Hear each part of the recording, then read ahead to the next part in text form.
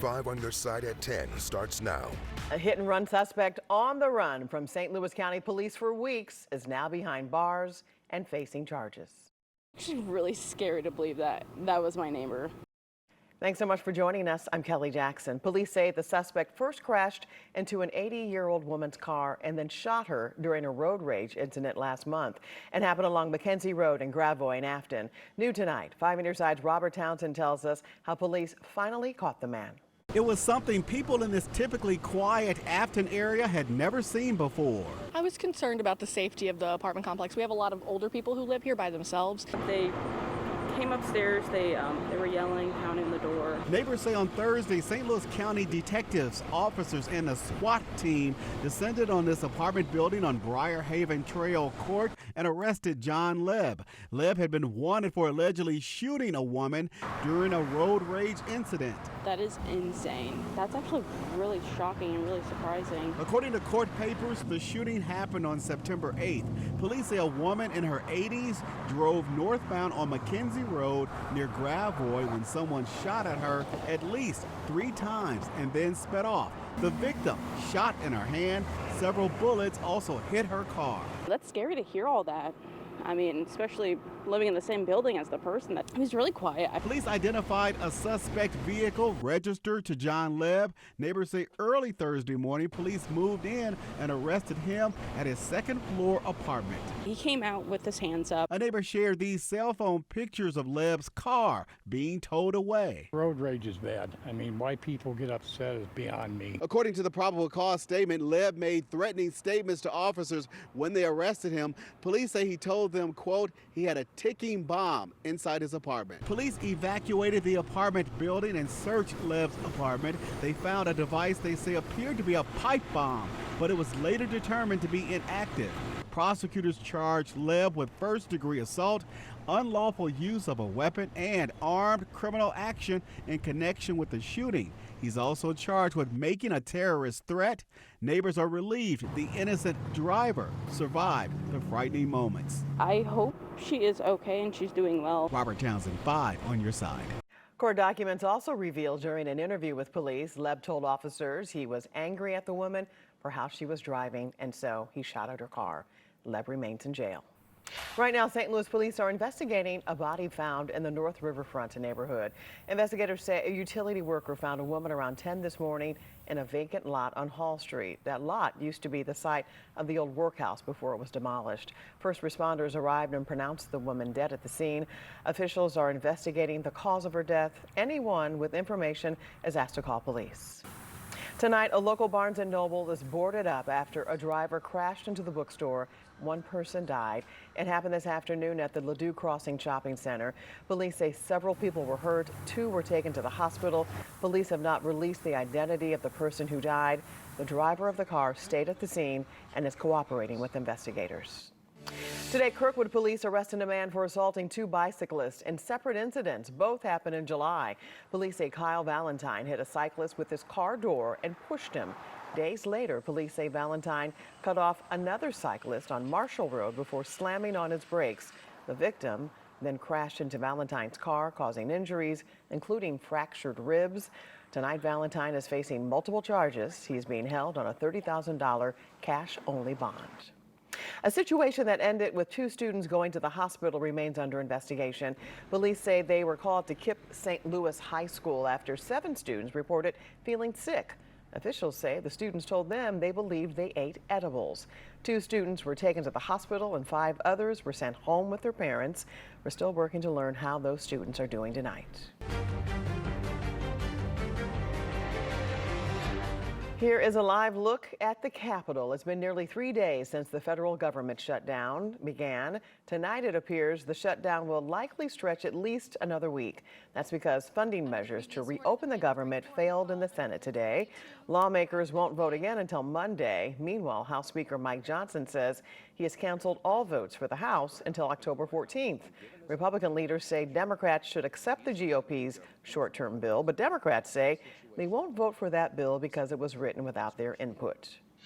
Republican Representative Tricia Burns says the government shutdown isn't expected to cause big delays for Radiation Exposure Compensation Act payouts. She says most families are still finishing their paperwork and the state is ahead of schedule. Burns says even a 35-day shutdown, the longest in U.S. history, probably won't affect Missouri families. She represents St. Charles County, which was added to the RECA program in July. And you can find everything you need to know about the shutdown on KSDK.com. Text the word shutdown to 314-425-5355 and we'll send you a link. I'm running because our district deserves someone 10 toes down for our families, for our wallets, for our safety, for our democracy, and for our bright future. Today, Cori Bush officially launched her campaign for Congress. Bush released a video announcing her run for Missouri's 1st congressional district. This sets up a rematch with current incumbent Wesley Bell, who defeated her in the 2024 election. A back and forth debate over data centers in St. Louis, the bill that could create new restrictions for current and future proposals. And we're headed into a beautiful weekend all across Missouri and Illinois. Then we've got a cold front. It's going to bring some changes to the forecast. I got the latest details coming up next. Tomorrow will mark 2 months since thousands of Boeing machinists went on strike. It comes days after both sides failed to agree on a new contract despite a federal mediator stepping in. Workers have rejected 3 contract proposals so far. Tonight, Boeing says it is moving forward with plans to train and hire workers to replace them. However, the Machinists Union says it will take Boeing months to get those workers ready. To us, yeah, it's a concern. It's a concern. I hope Boeing wouldn't do that. I was here in '96 when we were on strike, and they brought in replacement workers at that time. And I know when we came back, it was a mess in there, and we had a lot of cleanup work to do. And we have reached out to Boeing, and so far they say they have not commented. Today, the St. Louis Board of Aldermen passed a new resolution aimed at cracking down on data center development. Justina Coronel takes us to St. Louis City Hall, where lawmakers discuss regulating future and current projects. Friday morning at the Board of Aldermen meeting, data centers were the hot topic. For about an hour, Board of Aldermen went back and forth discussing the risk and the concerns. This just feels really rushed to me. My other concern is, frankly, we haven't heard from our water division. How did we get here?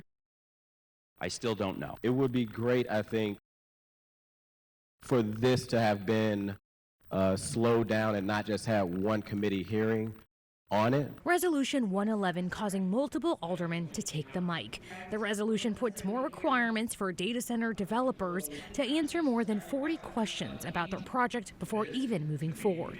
The passionate elected leaders broke down their concerns. Some are against data centers. For example, the Armory project is a much larger proposal than we've seen so far, that there may be different types of regulations that need to go on those larger type facilities. And others, like Alderman Tom Oldenburg, raising the question as to why data centers are taking priority.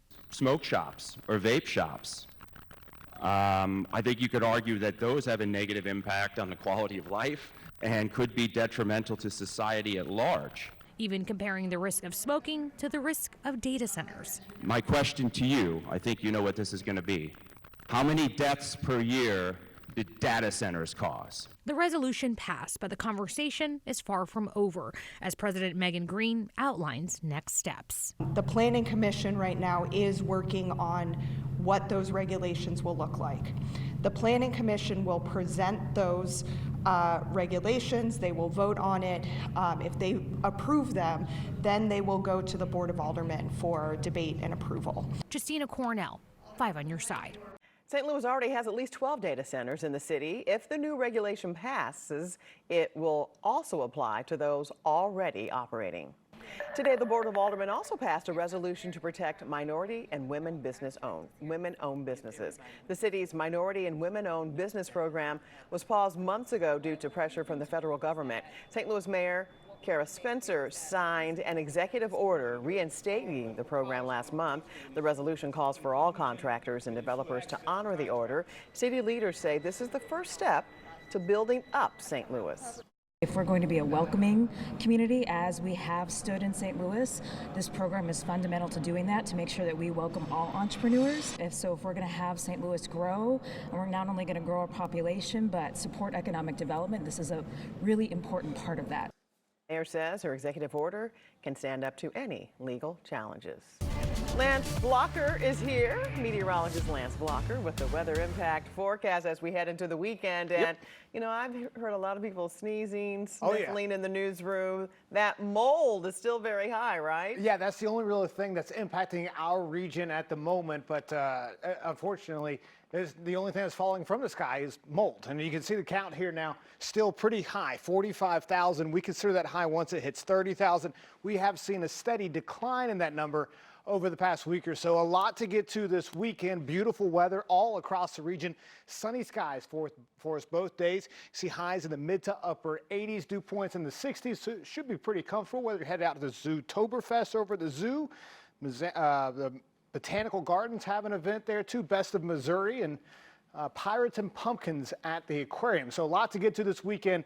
If you want to head inside the aquarium, there might be a good shot too. Again, warmer than average conditions over the next couple of days. Drier as well thanks to this high pressure, but it weakens its hold across our region as we look ahead in the forecast. That allows a cold front. The cold front will finally make its way to our region slowly. It takes forever to get here, really. Monday night looks like the best chance to see some scattered showers, maybe some rumbles of thunder mixing in there too, but unfortunately not too widespread, and unfortunately it's not going to be that heavy either. But if you're looking forward to fall temperatures, you're going to get your wish this week. Temperatures going from the mid to upper 80s this weekend.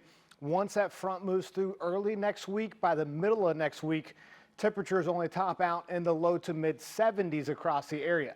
Let's go and check that out in detail now, and you can see that over the coming days. Again, sunny skies for us both Saturday and Sunday. A great weekend to be outside and enjoy the nice weather. A little bit warmer than average, of course, but it's still nice to be outside and enjoying the sunshine. As we look ahead to Monday, again, an isolated shower. Tuesday, Monday night and Tuesday is probably our best chance of rain. But again, utility bills will be happy. It would be nice to kind of open the windows and let the cooler air come through. Yeah, not the mold. Exactly. Yeah, no doubt. All right, thank you, Lance. Thanks so much for joining us. Now here's Corey Miller and Annie Kroll with 5 on your sideline.